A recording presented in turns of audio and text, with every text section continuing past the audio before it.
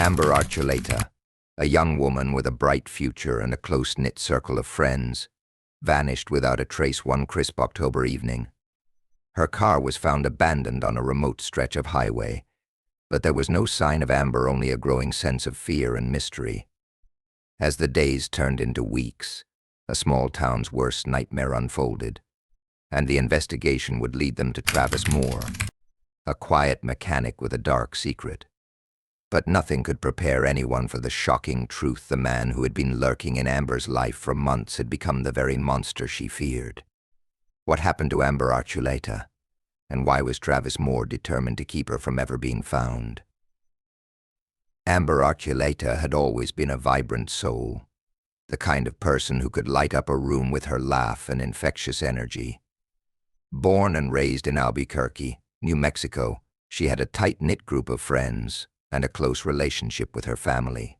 At 26, Amber seemed to have everything going for her: a steady job as a receptionist at a local tech company, a cozy apartment she loved, and a small circle of friends who adored her. But in October of 2019, Amber's life, like a flickering light, was suddenly snuffed out. The evening she disappeared, Amber had made plans to meet a friend at a nearby cafe. They were supposed to grab coffee and catch up, something Amber loved to do in her free time. It was supposed to be a typical night, but she never showed. Her friend waited for over an hour, texting and calling Amber's phone, but received no response. Growing worried, the friend decided to head to Amber's apartment, thinking she might have simply lost track of time or gotten caught in traffic. But when she arrived, the apartment was eerily quiet. Amber's car was parked outside, but there was no sign of her. The absence of any immediate explanation made everything feel wrong. Her keys and purse were still inside the apartment, as though Amber had left in a hurry but hadn't planned on being gone long. Her cell phone was missing, which only added to the confusion. It was unlike Amber to just vanish without a word. She wasn't the type of person to go off the grid without at least letting someone know. Her friends and family began frantically calling her phone, but it went straight to voicemail. They contacted the local hospitals, hoping for a clue. But nothing. Amber's family quickly filed a missing persons report with the Albuquerque Police Department. The police launched an immediate investigation, but there were no immediate leads. They checked surveillance footage from nearby businesses, but there was nothing that showed Amber leaving her apartment or heading toward the cafe. The streets surrounding her building were busy that night, but no one had seen anything unusual. Days turned into weeks with no news. Her social media pages were scoured for any signs of strange behavior or cryptic posts, but everything appeared normal. Her Facebook, Instagram, and Twitter accounts had not been updated in days, and there was no sign that Amber had been in contact with anyone unusual. Her last posts were routine: a picture from a weekend hike with friends, and a brief message about how excited she was to start a new project at work. As the days passed, Amber's family and friends began to grow increasingly desperate. There was no explanation for her sudden disappearance. They organized search parties, posted flyers, and made public appeals for information. Despite their best efforts, the case seemed to stall. The longer Amber remained missing, the harder it became to hold on to hope. Then, just as the case seemed to fade into the background, something startling happened. Amber's car was found. It wasn't in Albuquerque, though it had been abandoned on a desolate stretch of highway about 40 miles outside the city. The police were notified after a trucker driving down the road spotted the vehicle. When officers arrived at the scene, they found the car unlocked with the keys still in the ignition. There were no signs of a struggle, and no indication that Amber had been forcibly taken from the vehicle. But there was something about the scene that felt off. No one knew why the car had been left there, or who had driven it out to that remote location. It was as if Amber had simply vanished into thin air. The discovery of her car only deepened the mystery. Had Amber been in some kind of accident and wandered off, or had someone else been involved? The questions mounted, and with them, the fear that Amber might not be alive at all. The discovery of Amber's car was the first piece of a much larger, darker puzzle. When the police found her abandoned Honda Civic on the side of a desolate highway, they had hoped it would lead to new clues, but instead, it raised more questions. The keys were still in the ignition, and the vehicle was unlocked, but there was no sign of Amber, no blood, no struggle, just a lonely car sitting in the middle of nowhere. Detectives immediately began to retrace Amber's steps, hoping to uncover something that could explain her sudden disappearance. They spoke to her friends, family, and co-workers in search of any clue that might indicate why Amber had left her apartment that night. But no one had noticed anything unusual in her behavior leading up to that evening. There were no signs of distress, no signs that she was in trouble or planning to leave town. Amber's life, by all accounts, had been relatively normal. She had a steady job, a small circle of close friends, and seemed to be content. Yet, something didn't add up.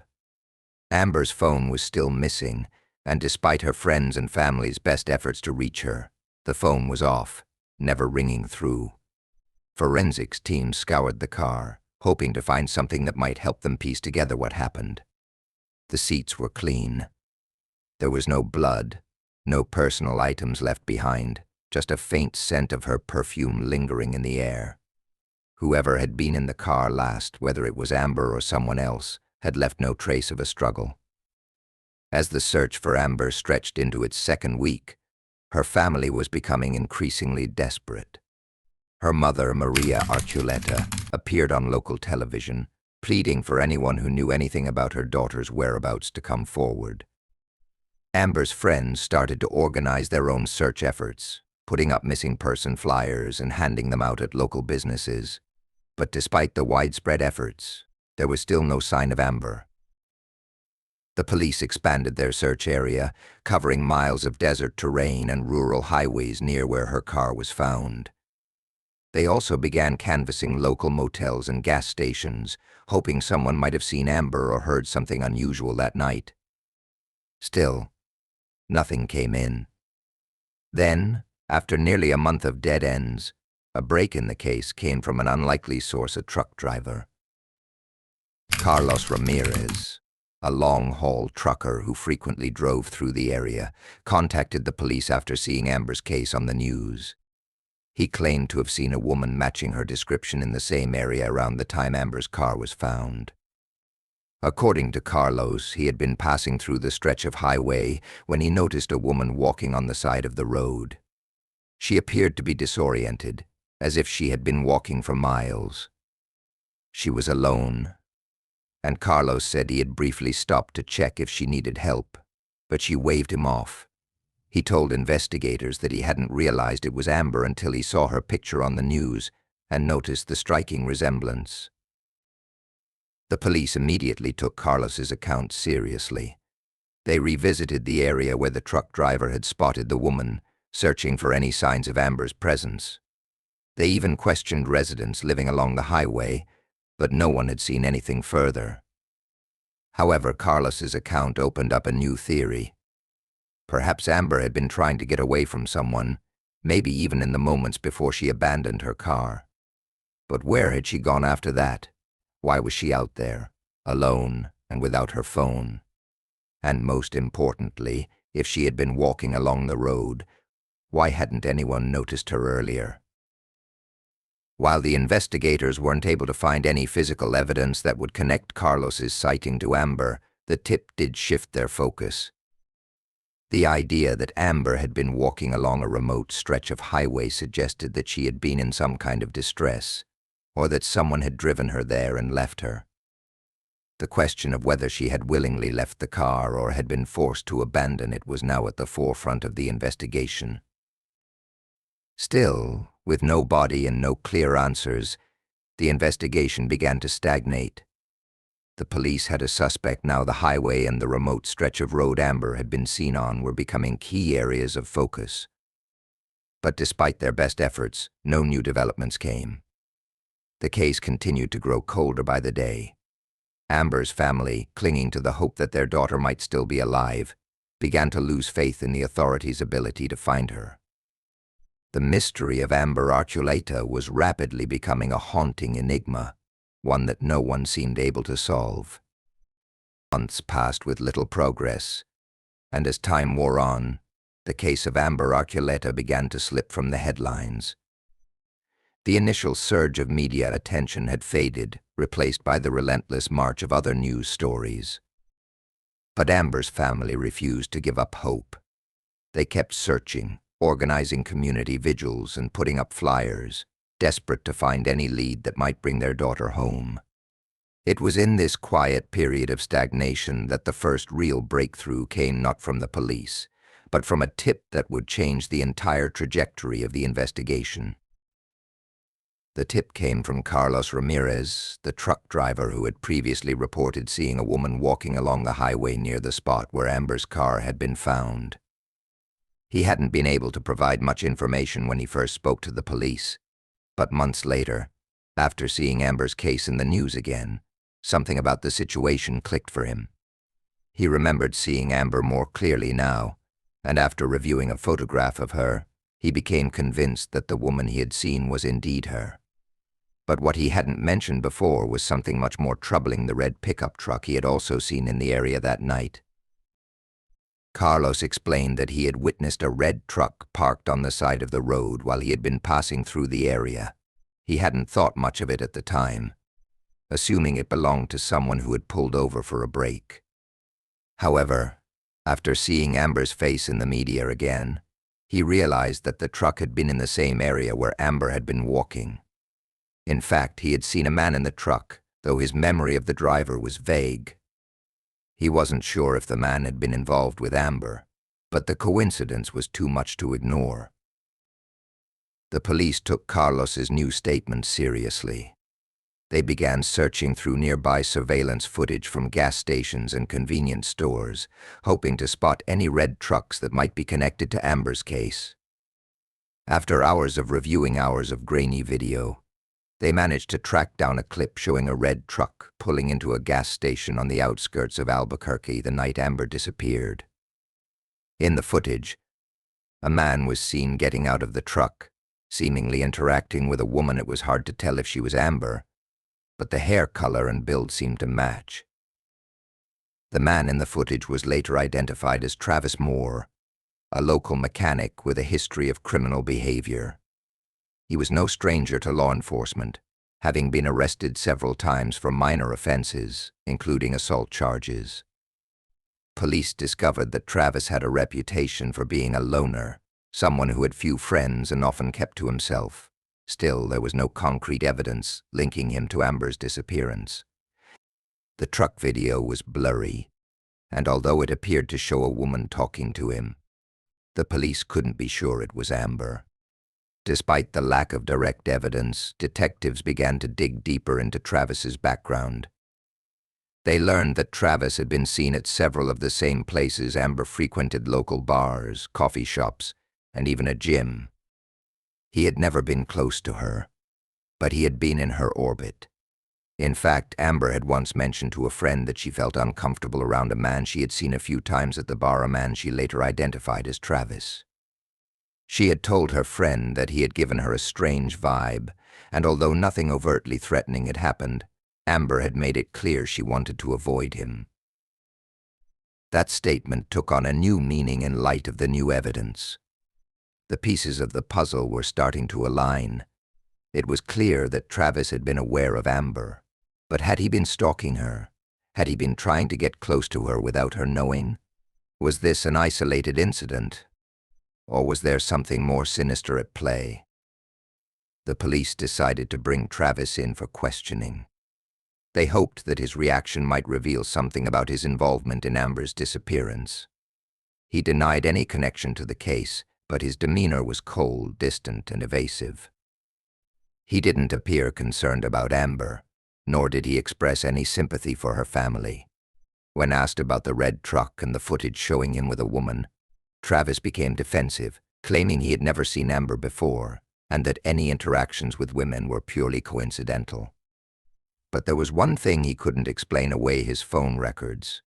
Investigators discovered that, In the weeks leading up to Amber's disappearance, Travis had tried to contact her multiple times. He had sent several text messages, though they were never returned. Amber had clearly ignored him. The evidence was mounting, but the police still needed something concrete to tie Travis to Amber's fate. Yet, despite all their questions, Travis maintained his innocence, leaving detectives with a chilling feeling that they were on the brink of discovering something even darker. At this point, the investigation had taken a disturbing turn. Was Travis Moore the key to understanding what had happened to Amber? Or was he just another dead end? As they continued to probe deeper into his life, the investigators couldn't shake the sense that the man they were dealing with was hiding something, and that the truth was more horrifying than anyone could have imagined. The breakthrough in the case of Amber Archuleta came with an unsettling discovery. The more the police dug into Travis Moore's background, the more they realized there was something disturbingly familiar about his actions. His repeated attempts to contact Amber in the weeks before her disappearance now seemed far from coincidental. The investigators began to piece together a troubling pattern. Travis had been fixated on Amber for months. He had observed her from a distance. But his interest wasn't innocent. Amber had, on more than one occasion, mentioned feeling uncomfortable around him, describing him as overly persistent and unsettling.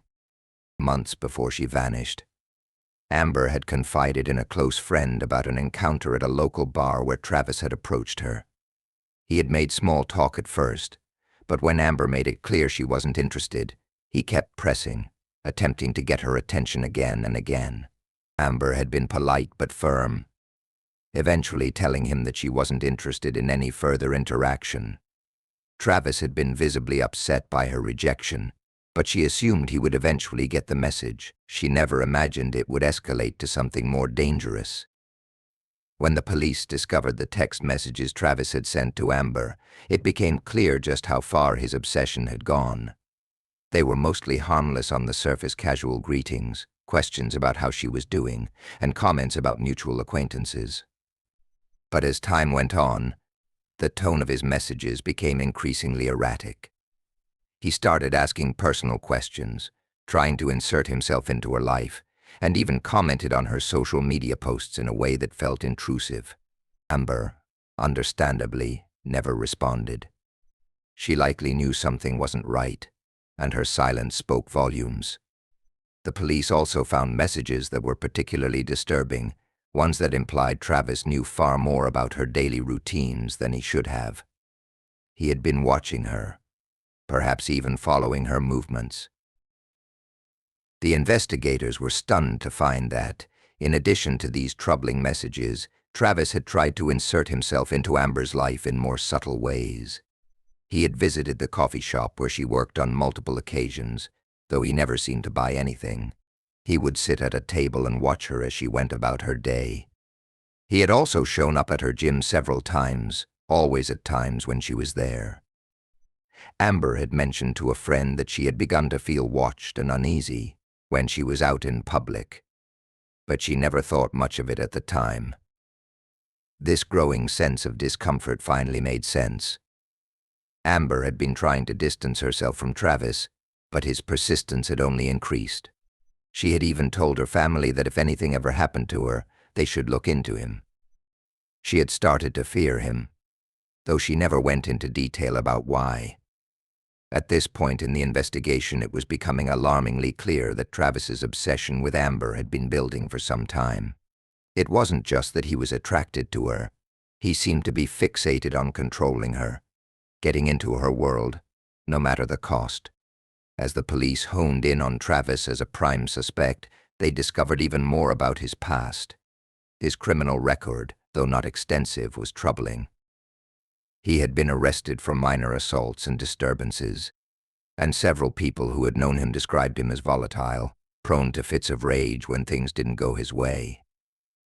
One former girlfriend came forward, telling investigators that Travis had once stalked her after their breakup, showing up at her house uninvited and calling her repeatedly. She had eventually had to get a restraining order against him. Despite the mounting evidence, Travis still denied having any involvement in Amber's disappearance. He continued to insist that he didn't know her, and that any interactions they had were purely coincidental. But his alibis were shaky at best. When asked about the night Amber vanished, he claimed he had been working late on a car repair, but there was no concrete proof to back up his story. His phone records, which showed a series of calls and texts to Amber in the days before her disappearance, raised further suspicion. But there was no smoking gun, no confession, and no direct evidence linking him to her death, not yet. Still, the investigators weren't ready to let Travis slip through their fingers. They delved deeper into his life, hoping to uncover a hidden motive. They analyzed his financial records, his phone logs, and even interviewed people who had worked with him. And then they found Travis had been in serious debt.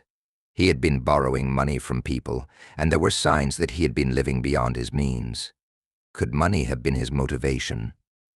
Did he see Amber as a way to get what he wanted, or perhaps as someone who might expose his desperate situation?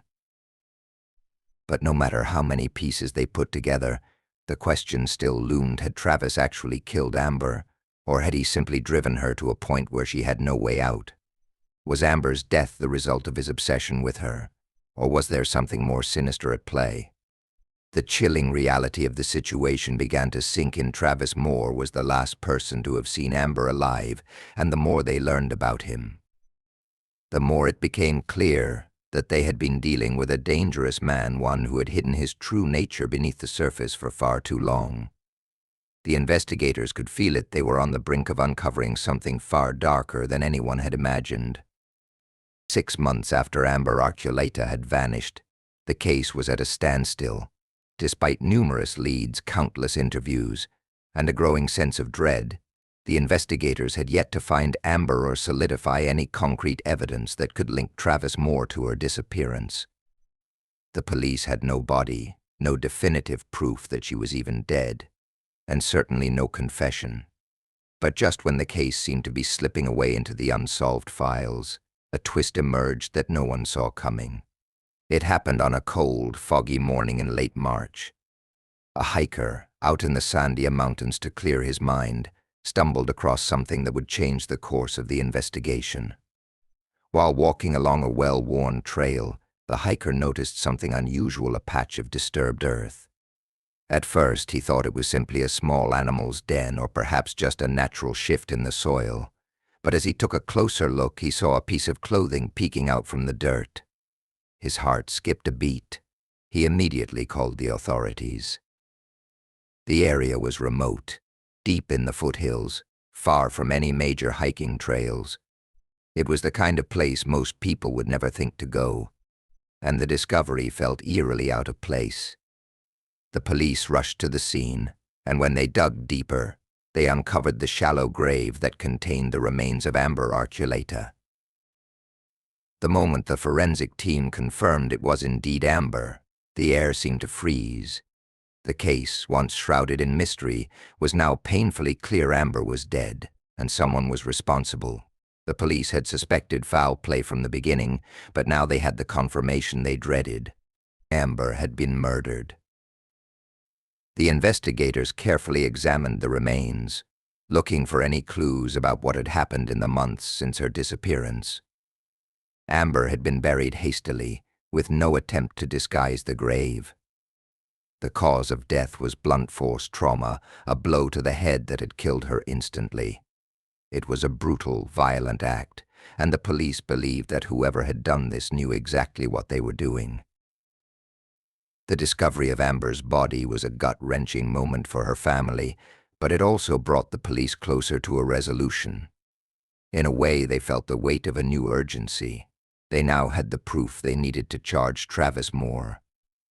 His alibi, which had been flimsy at best, crumbled entirely under scrutiny. They had traced his movements on the night Amber vanished, and once again, his phone records placed him at the scene near the highway, in the hours before Amber's car had been abandoned. The forensic evidence, too, was damning. A blood-spattered shirt, found in Travis's truck, had traces of Amber's DNA. It was the smoking gun that the police had been waiting for.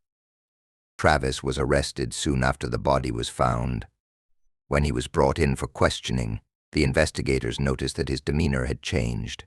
Gone was the cocky, defiant attitude he had displayed months earlier.